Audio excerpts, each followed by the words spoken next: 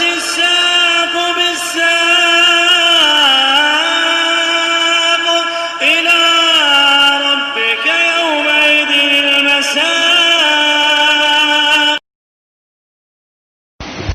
بسم الله الرحمن الرحيم. الحمد لله رب العالمين، والصلاة والسلام على رسوله الأمين وعلى آله وأصحابه ومن تبعهم بإحسان إلى يوم الدين. أما بعد،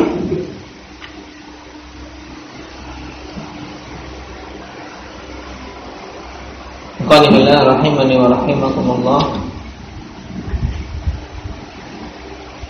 Kita masih pada pembahasan dalil-dalil yang berhubungan dengan wa'id,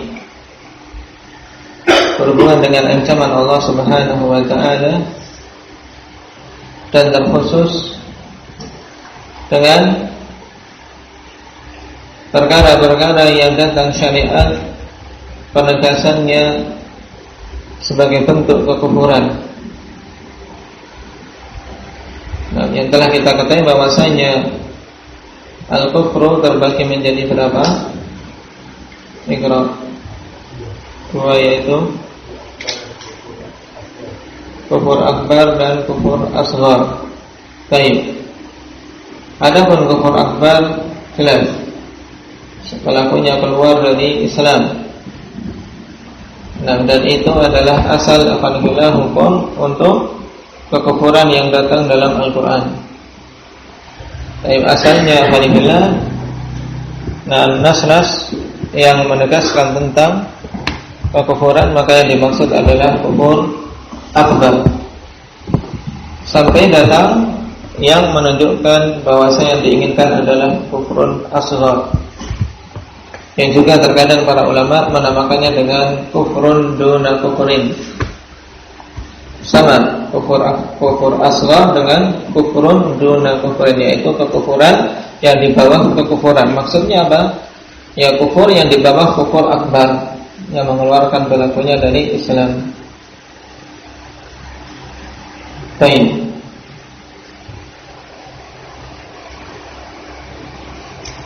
Dan prinsip ahli sunnah dalam masalah ini ketika menyampaikan hadis seperti misalnya sibabul muslimi fusuqun wa qitaluhu kufrun, mencaci seorang muslim itu kefasikan dan membunuh seorang muslim itu kekufuran.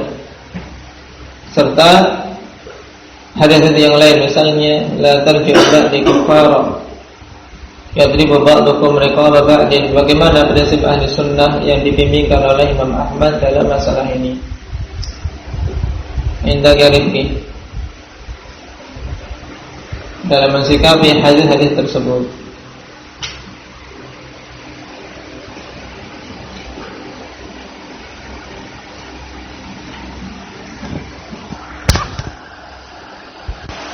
Tapi secara ringkas, alhamdulillah, prinsip kita dalam mensikapi hadis tersebut adalah menerima sebagaimana zahirnya, dan kita sampaikan sebagaimana zahirnya kepada awamun nas.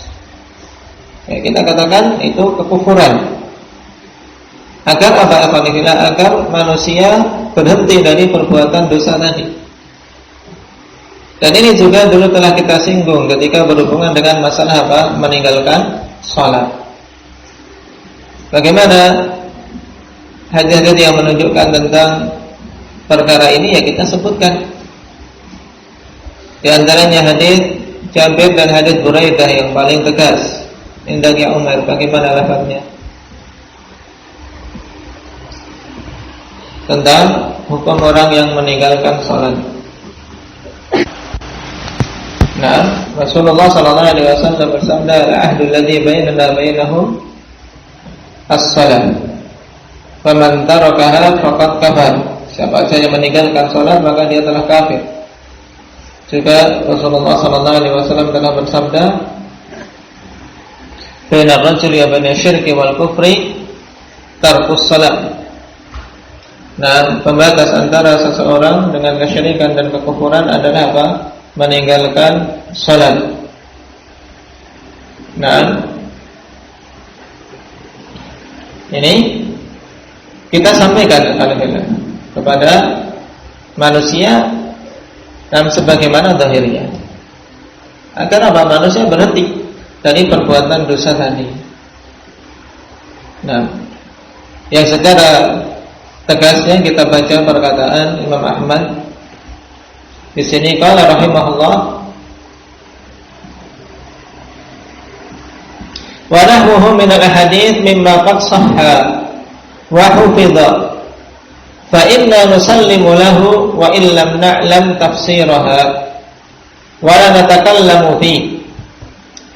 Dan yang semisalnya dari hadis-hadis yang berupa ancaman dan berupa zajar, yaitu peringatan dari dosa-dosa.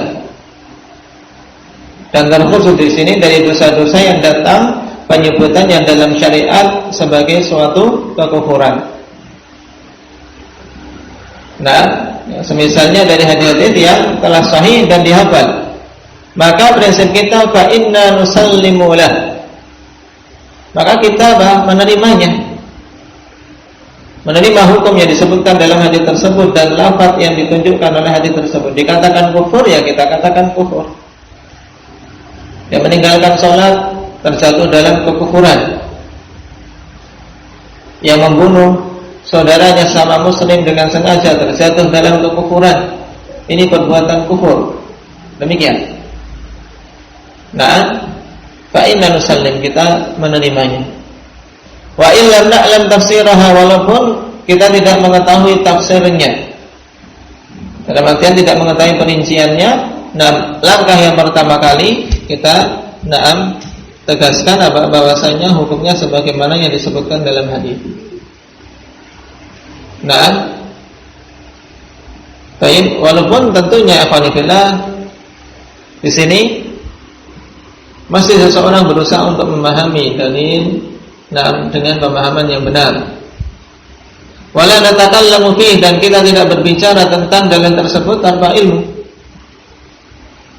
Nah, wala nujadilu fi, tidak pula kita berdebat pada hadis-hadis tersebut. Nah, dengan perdebatan yang batil. Wala nufassiru hadhihi al-ahadits illa bimithli ma ja'at, wala narudduha illa bi ahaqqi minha. Dan kita tidak menafsirkan hadis-hadis tersebut kecuali dengan semisal yang dia datang dengannya. Maksudnya apa? Kalau kita lihat kalam para syurah, nah, dan juga beberapa perkataan Imam Ahmad di tempat-tempat yang lain, berarti yang dimaksud apa? Wala nufassiru hadhil ahadits tafsiran yukhalifu zahiraha. Kita tidak menafsirkan, yaitu memaknakan, menjelaskan artinya, menjelaskan apa yang dimaksud dengan penjelasan yang menyelisih zahir, yaitu dengan kata lain tidak mentakwil. Nah, ini prinsip ahli sunnah, yaitu kita menerima apa yang ditunjukkan oleh suatu hadis atau suatu nas sesuai dengan lafadznya, tidak mentakwilnya. Dihukumi kafir, ya kita katakan kafir. Wala narudduha illa bi ahaqqi minha, dan kita tidak mengembalikannya kecuali kepada perkara yang lebih benar darinya, lebih hak darinya. Nah, dan ini jelas. Oleh karena itulah ketika datang dalil yang menunjukkan bahwasanya kufur yang dimaksud adalah kufrun duna kufrin, maka kita kembali kepada dalil tersebut. Ini maksudnya. Wala narudduha illa bi ahaqqi minha. Makanya, dalam memahami suatu nas, butuh kita apa? Butuh kita melihat kepada pemahaman para a'immah, pemahaman para salaf. Dan di sini ada perkara yang butuh dipahami dengan baik. Yang pertama, bahwasanya penjelasan tentang hadis-hadis wa'id, hadis-hadis ancaman bagi awamun nas, cukup seseorang akan menjelaskan sesuai dengan lafaz hadis. Agar apa? Peringatan semakin tandas. Peringatan semakin apa? Semakin kuat. Contoh yang sangat jelas pada masalah sholat. Kita alhamdulillah kalau kemudian menjelaskan kepada manusia, terutama kepada khalayak umum, hukum meninggalkan sholat. Kemudian kita perinci bahwasanya hukum meninggalkan sholat terjadi khilaf di kalangan para ulama. Ada yang mengatakan kafir, ada yang menyatakan tidak sampai derajat kafir. Ini bagi yang meninggalkan malas-malasan. Namanya awamun nas, alhamdulillah mereka yang penting sudah ada ulamanya. Atau apalagi kalau pembicara menguatkan pendapat yang menyatakan apa tidak sampai derajat kafir. Karena kedua pendapat ini memang alhamdulillah kuat, ya, khilafnya kuat dalam masalah ini. Nah, kalau sampai kemudian menjelaskan yang dimaksud adalah kufrun duna kufrin, ya tidak sampai kekafiran, keadaannya seperti dosa besar, ini akan apa? Menjadikan peringatan tidak berbobot bagi sebagian awam yang tidak paham syariat. Demikian pula perkara-perkara yang lain seperti masalah pembunuhan ini. Ini yang pertama. Kemudian yang kedua, terkadang butuh memerinci, apabila dikhawatirkan terjadi kesalahpahaman. Seperti misalnya tersebar di daerah tersebut fitnah khawarij yang suka apa? Mengkafir-kafirkan dengan mudah. Nah, di sini seorang butuh jeli. Nah, sehingga dia butuh memerinci, menjelaskan bahwasanya makna hadis yang dimaksud adalah kufrun duna kufrin, tidak sampai mengeluarkan dari Islam, tapi dia terjatuh dalam dosa kekufuran, kufur asghar, dan ini dosa besar, dan seterusnya. Nah, agar jangan sampai dipahami salah bahwasanya yang dimaksud dalam hadis-hadis ini pelakunya menjadi apa? Kafir, keluar dari Islam.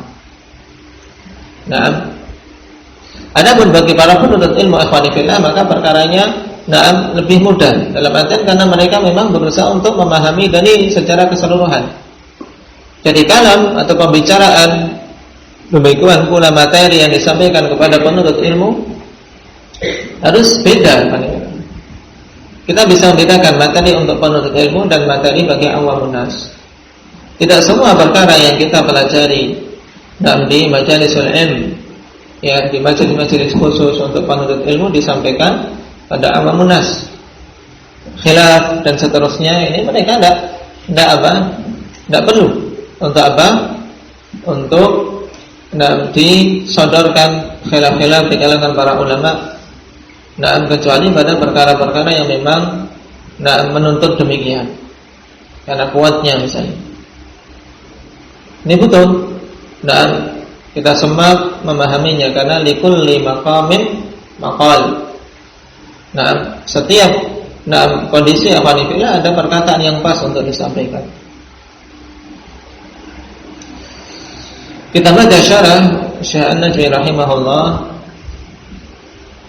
Dzakara al-Imam rahimahullah bi anna amsal hadhihi al-ahadits allati sabaqat fil faqrati as-sabiqah mimma qad sahha wa hufidha fa inna nusallimu lahu wa illam na'lam tafsiraha wa la natakallamu fiha.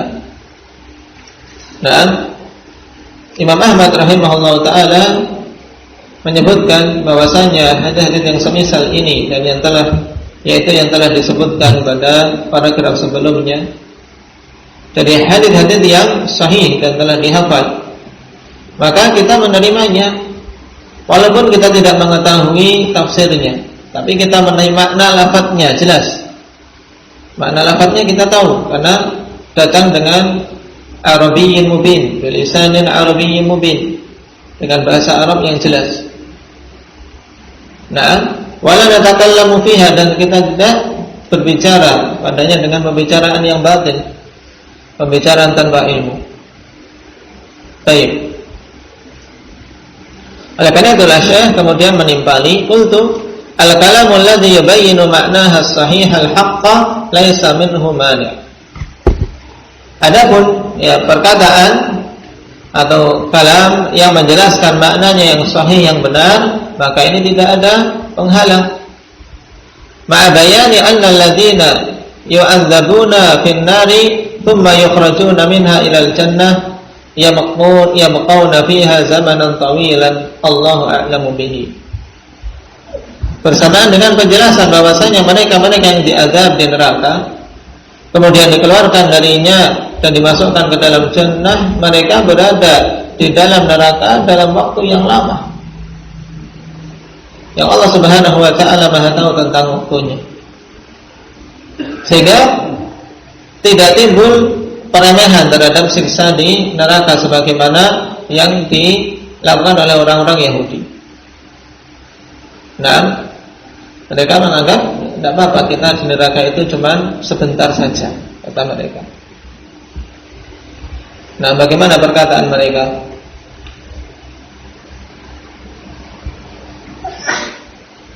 Yang menganggap diri-diri mereka itu hanya di neraka sebentar saja, sehingga apa?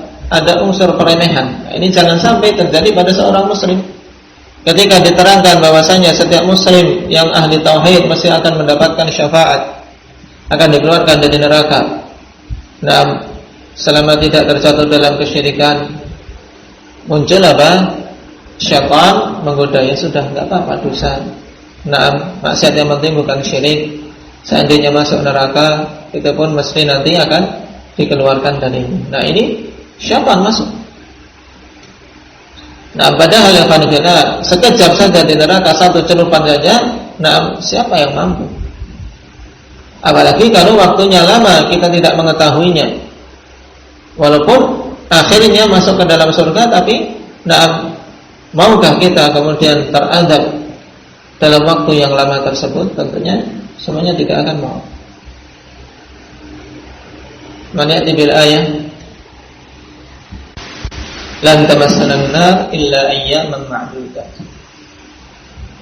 Kita ini tidak akan disentuh oleh api neraka kecuali hari-hari yang apa? Yang bisa dihitung. Hari-hari yang bisa dihitung sedikit. Ini perkataan siapa?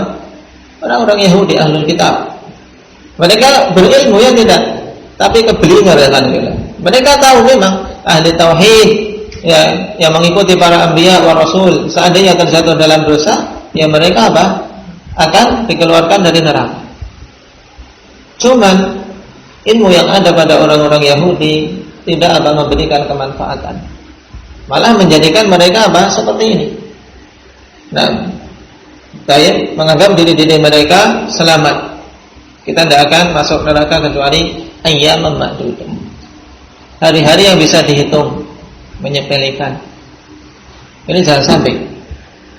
Jangan sampai kita terjatuh dalam apa? Dalam perangkap syaitan sebagaimana orang-orang Yahudi terperangkap. Qala laqad 'alimna anna hadha min kufrin duna kufrin. Wa rubbama waqa'a ba'dun nas fi tafsiri hadzal kufri bil kufril mukhrij minal millah. Dan kita telah mengetahui bahwasanya kekufuran yang dimaksud dalam hadis-hadis ini adalah kufrun duna kufrin, yaitu kufur asghar. Dan mungkin saja pada sebagian manusia ada apa? Ada pemahaman yang lain.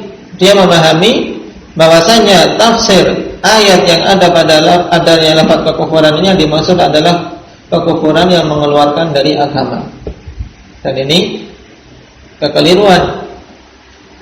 Kama hasala lil khawarij, sebagaimana terjadi pada orang-orang khawarij. Wa hadza jahlun, dan ini kebodohan.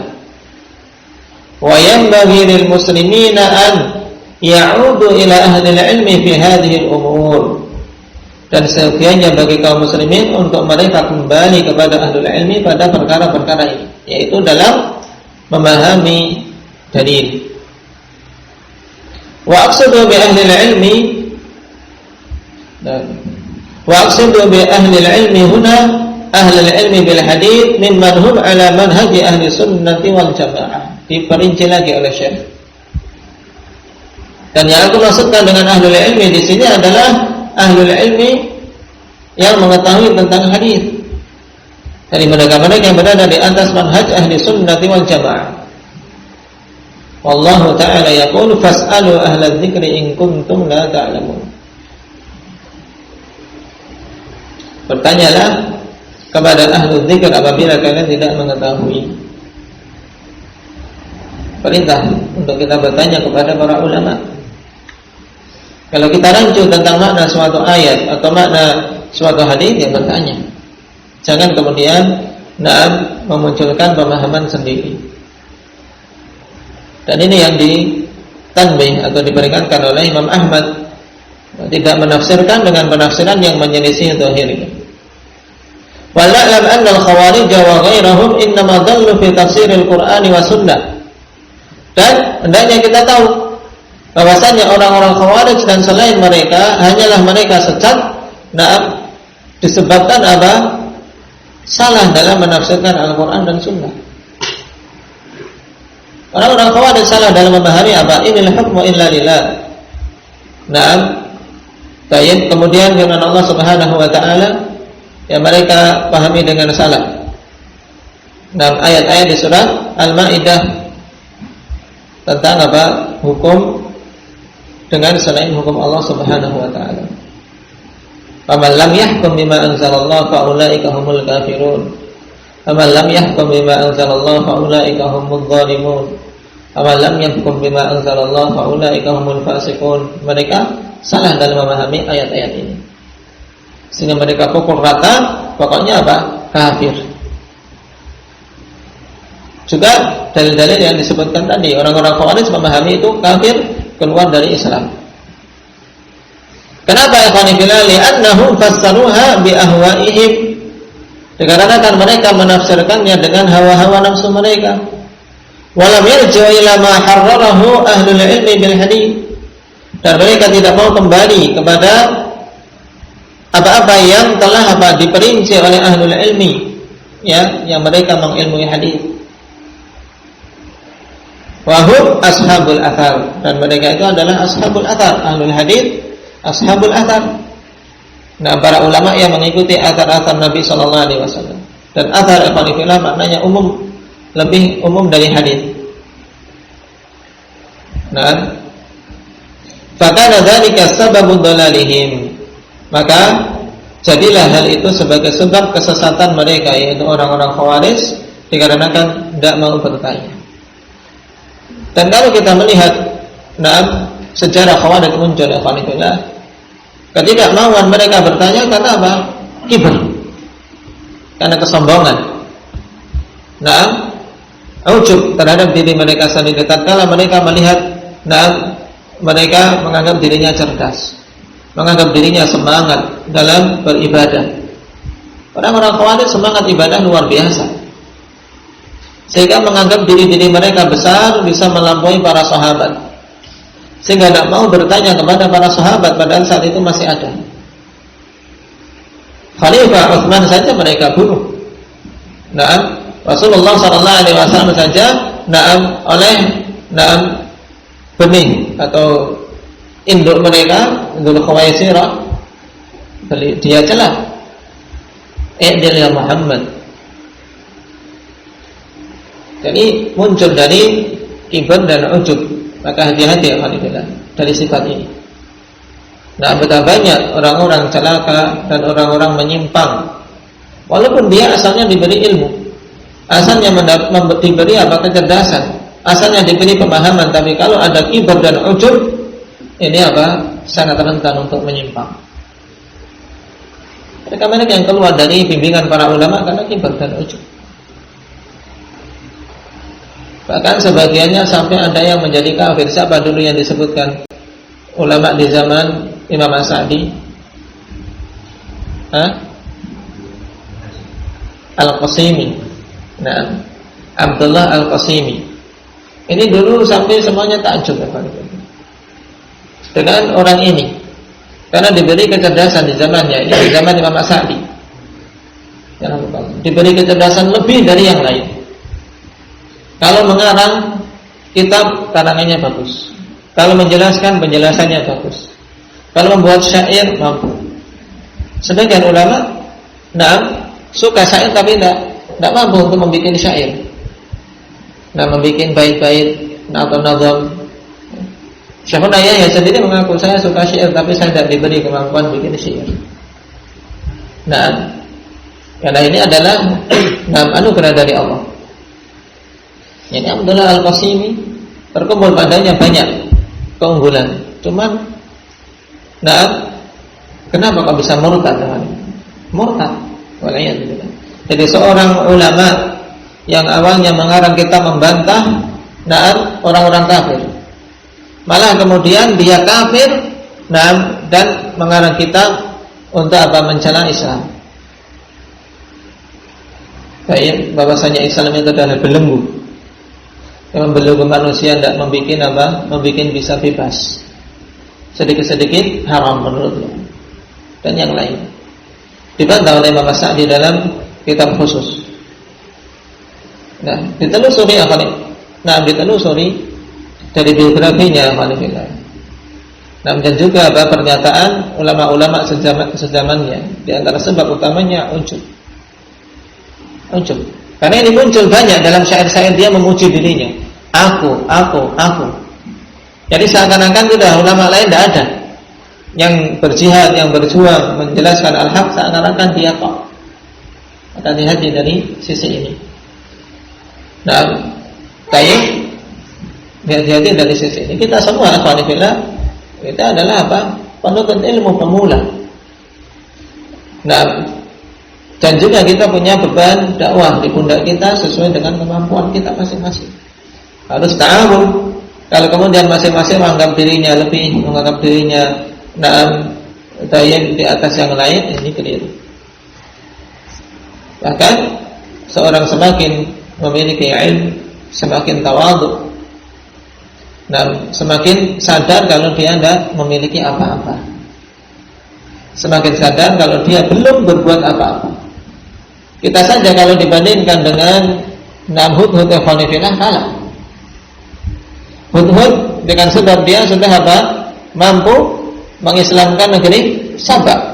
Siapa sebabnya? Hudhud, burung Ikhwanifillah yang berjuang terbang dari negeri Sabah sampai Palestina, menyampaikan khabar tentang negeri Sabah yang kafir. Akhirnya dengan sebab itu dikirim surat oleh Nabi Sulaiman. Dan dengan sebab itu pula, dengan satu khabar dari Hudhud, ratunya masuk Islam. Lihat, kita masih kalah dengan Hudhud. Dan apa yang mau kita banggakan? Sehingga butuh semangat lebih. Tayyib. Orang-orang Khawarij di antara hal yang menjadikan mereka tersesat semakin jauh tadi, tidak mau kembali kepada ulama karena kibr dan ujub. Wahum ashabul athar, fakana dzalika sababu dhalalihim bi an fassara ba'dhum li ba'din wa qada ba'dhum ba'dhan fi hadzal jahli wad dhalali fahalaku wa ahlaku. Maka inilah sebab kesesatan mereka, di mana sebagian mereka menafsirkan untuk sebagian yang lain, dan sebagian mereka menggiring sebagian yang lain di dalam kejahilan ini. Mereka diberi lisan, bicara bagus, orasi bagus, sehingga banyak menggiring manusia ke dalam kejahilan dan kesesatan, sehingga mereka celaka dan mencelakakan. Wal'iyadzubillah.